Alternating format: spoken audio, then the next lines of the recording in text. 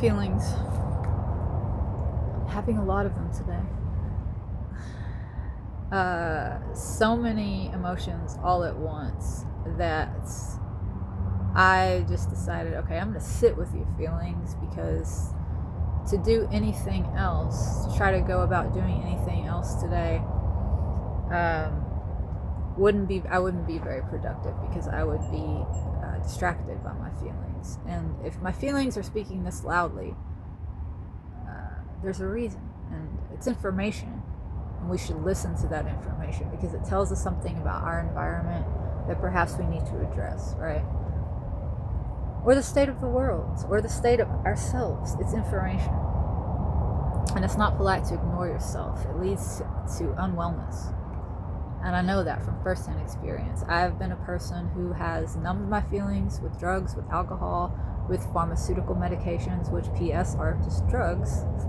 Just because a doctor in a white lab suit writes out a prescription for it doesn't mean it's not a drug. It's still a drug. Well, obviously we know that, but it's like, okay. It was cooked up in a lab by a guy who went to college, but it's still changing your brain chemistry, and maybe not in ways that are healthy for the long term. We're finding out that's usually the case. So, I'm digressing, but I'm having grief around this.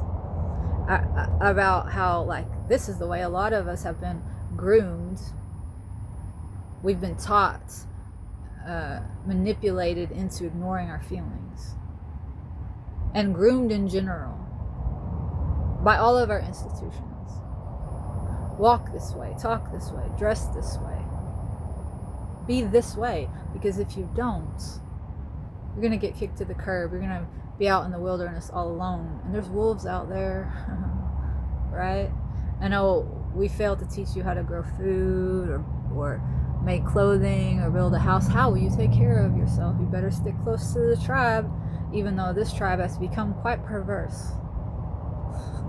I think there's a lot of people who their own personal ethos and ethics, their hearts tell them, like, man, this culture, something's up, it's wrong, it's not okay, and I really don't want to live this way. But what are the alternatives? Right? I feel like a lot of people find themselves in this position, and that I'm feeling that grief today. I feel like there's a lot of people in the world right now that are just hitting a wall. We can't go any further. Like, we're gonna step off a cliff soon, so we gotta correct.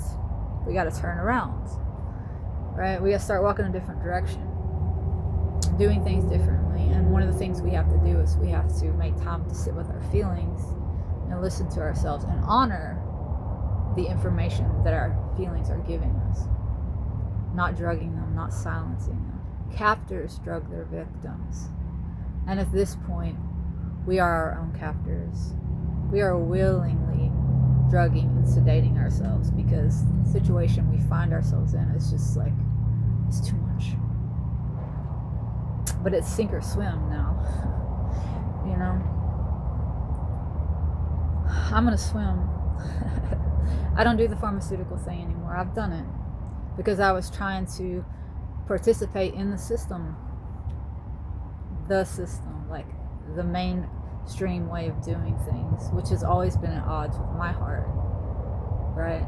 So that those conflicting feelings within myself drove me to, and my fear of not being able to survive out of the system drove me to a place of drinking, taking drugs, getting prescription pills to numb those feelings, to silence those feelings and emotions, so that I could just go about my day and make sure that I had my basic needs met, even though I wasn't happy and I wasn't healthy. It's like, we often engage in a behavior until we have to make a change, and that's what happened to me. I had a complete and total breakdown where I just like lost everything, including my own damn mind. Okay. And then I had to do something different. And that's where we are as a collective at this point, I feel. So I'm feeling the grief for that, around that. And like, wow, just like, recognizing that we've been groomed by all of our institutions, our religions, our government, our school system, the way we've been taught to regard our own bodies, and how we've been taught to treat others, and a lot of it has to do with exploitation. When you're born into a world and that's how things are done, how do you know any better? A lot of people's hearts know better, but their environment is telling them to be a different way than what their heart is telling them to be. And that's why we have so many sick people, mentally ill people. It's the culture that's ill, really. And our mental illness is a symptom of that sick culture that we're swimming in. So this is what I'm feeling today as I'm sitting here sorting seeds for the garden. And it was the best of times, it was the worst of times, right?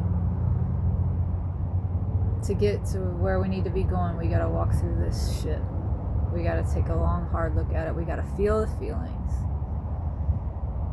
And that's what I'm doing today.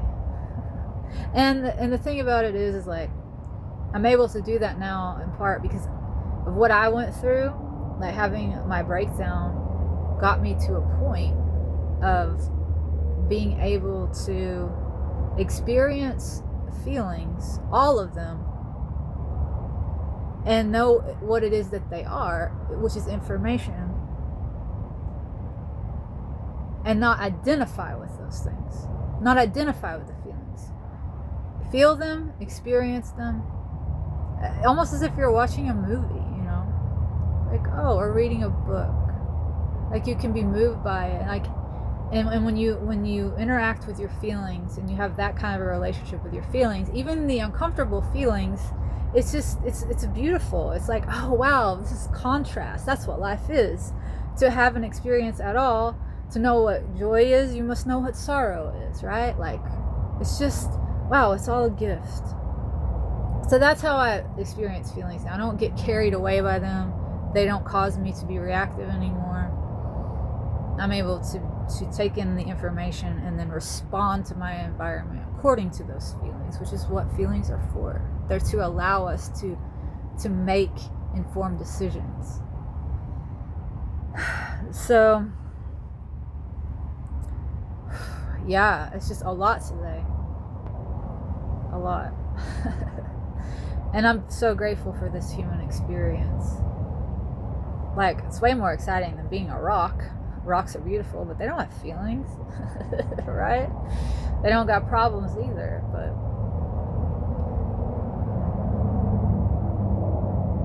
it's we are the painter and the painting. We are creators. We are made in the image of a creator. And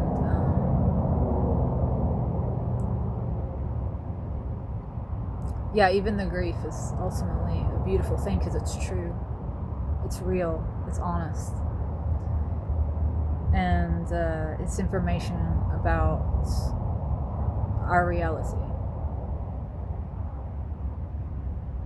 Why am I feeling grief? Because humanity is in a place of awakening to the fact that we've all done a lot of damage to ourselves and the planet. And in realizing that, there's grief. Because there's love. It saddens me that we've hurt ourselves and one another and the planet. But because I feel that grief, I can make a choice to do better, because I would rather feel joy and happiness than grief. So, all the feelings are important.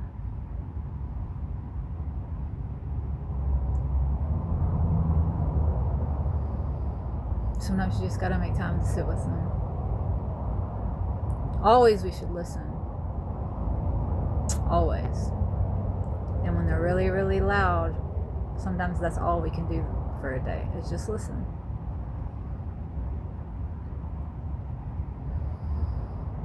So I'm just gonna lay down now.